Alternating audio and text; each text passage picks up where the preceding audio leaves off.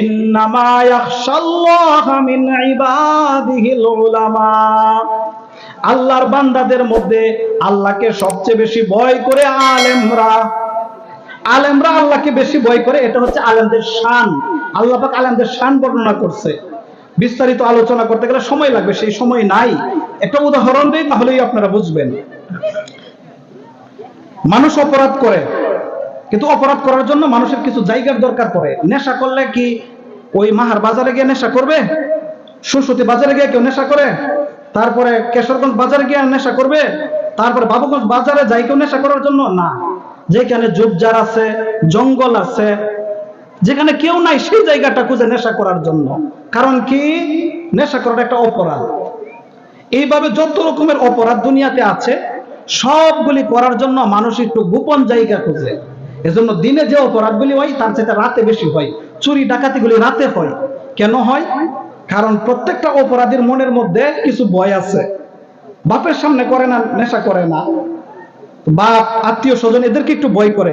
এজন্য বাপ মা আত্মীয় স্বজন এদের থেকে একটু দূরে করে, যেখানে বাপ মা দেখবে না, ভাই বেরাদর দেখবে না, আমার এলাকার মানুষ দেখবে না, সেখানে গিয়ে অপরাধ করে। আর কিছু অপরাধ করে যাতে পুলিশ প্রশাসন না দেখে। কিন্তু পুলিশ প্রশাসন না দেখারও তো একটা সীমাবদ্ধতা আছে। পুলিশ তার সামনে যা আছে তা দেখে, আড়ালে দেখে না। তাহলে যেই জায়গাতে বাপ মা না দেখে, পুলিশ প্রশাসন না দেখে, সেইখানে মানুষ বিভিন্ন অপরাধে জড়িত হইয়া যায়। কিন্তু আলেমদের শান সম্পর্কে আল্লাহ পাক বলেন, ইন্নামা ইয়াখশাল্লাহা মিন ইবাদিহিল উলামা। আলেমদের শান হইল, আলেমরা জমিনের মধ্যে যত মানুষ আছে, সমস্ত মানুষের মধ্যে তারা আমাকে সবচাইতে বেশি ভয় করে। এটা আলেমদের শান কিভাবে হয় এবার বোঝেন। একজন পীর সাহেব ছিল। পীর সাহেব মানে কি? তারা অন্তরে চিকিৎসা করে। তো চিকিৎসাতে অন্তরে যারা চিকিৎসা করে তাদের এখানে অনেক মানুষ থাকে, খানকা আছে। তো এই খানকার মধ্যে অনেক মানুষ আইসা ওই হুজুরের কাছ থেকে নিজের অন্তরাত্মা ইসলাহ করার জন্য সময় দেয়। তো একজন নতুন মুরিদ আসছে, অল্প কিছুদিন এখানে ছিল। অল্প কিছুদিন থাকার পর তাকে ওই হুজুরে পীর সাহেবে খেলাফত দিয়ে দিছে, এখন থেকে তুমিও পীর সাহেব, তুমিও গিয়া মানুষকে বায়াত করবা। তো এই খেলাফত দেওয়ার কারণে যারা আগের থেকে পীর সাহেবের এখানে ছিল তারা একটু মনক্ষুণ্ণ হইয়া পীর সাহেবের সমালোচনা করতেছে, কানা ঘোষা শুরু করে দিয়েছে।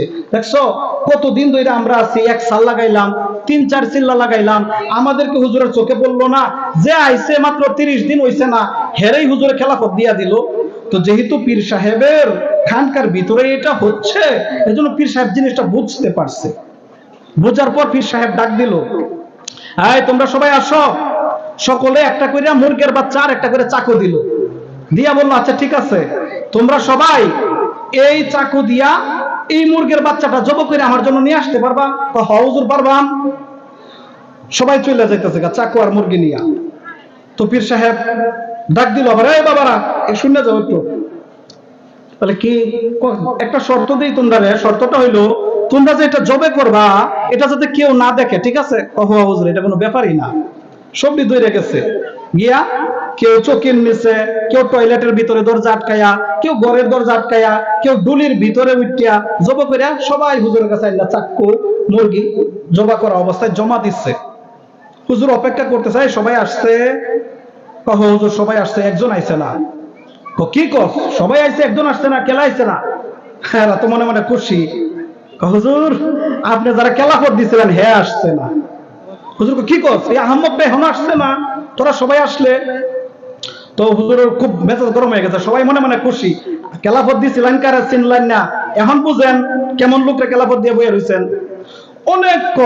অনেকক্ষণ পরে এই লোকটা আসছে। যখন আসে তখন তার মুরগি কক কক শব্দ করতেছে। পীর সাহেবের মেজাজ কি এখন আগের মতন আরো বেশি গরম হয়েছে। এত দেরি করে আসছস, আবার মুরগি না জব করে লই আইছস? হ্যাঁ, তো মাথা নিজ বা দেয়া রয়েছে। আচ্ছা কেন লাগে জব করলি না? তোর চাকর কি ধার আছেন না? হুজুর ধার আছেন। কত জব করলে না কে? এবার নিয়ে আইলি কে? দেরি করে আইছস, আবার জব না করে নিয়ে আসছস। তো বলতেছে, হুজুর আপনি যে শর্ত দিচ্ছেন, কত শর্ত কি আমি তোর একলা দিছি? এরারে দেই নাই, যারা জব করে লইছে। হুজুর আমি তো এমন জায়গা পাই না যেন কেউ দেখবো না আমারে। ওই তোরা কেমন জায়গা পাইছো? হুজুর পাইছি, আমি ঘরের দরজা লাগায় ঘরের ভিতরে জমা করছি, কেউ দেখছে না। তুই? হুজুর আমি টয়লেটের ভিতরে দরজা লাগায় জমা করছি, কেউ দেখে নাই। ইয়ারা জায়গা পা, তুই জায়গা পাস না কেয়া? তুই মুরিদ জবাব দিতেছে, হুজুর হেরা যেহানো গেছে হেনে আমি গেছিলাম হুজুর, তুই হেনো আমারে দেখে, যেহানোই যাই আমি হেনোই আমারে আমার আল্লাহ দেখে। তো আল্লাহ সব কানই দেখে, এই কথা যার দিলের মধ্যে আছে সে হচ্ছে আলেম। সে আলেম দিন দুপুরে কোনো অপরাধ করে না, অন্যায় করে না, আল্লাহ দেখে। রাতের আধারে কোনো অন্যায় করে না, কারণ তার দিলে আছে আল্লাহ দেখে। সে গোপনে করে না কোনো অন্যায়, প্রকাশ্যে করে না। সুবর্ণ সুযোগ যখন এসে যায় মহা অন্যায় করার, তখনও সে অন্যায় করে না, কারণ তার দিলের মধ্যে আছে আমার আল্লাহ দেখে। এজন্য শর্ত হয়েছে, শর্ত হয়নি তো আমি তো আলোচনা ওইভাবে সাজাইছি, আপনি যেভাবে বলছেন। আলোচনা তো আমার আগে এইভাবে আমি করে নিছি। আচ্ছা 10 মিনিট শেষ করতেছি।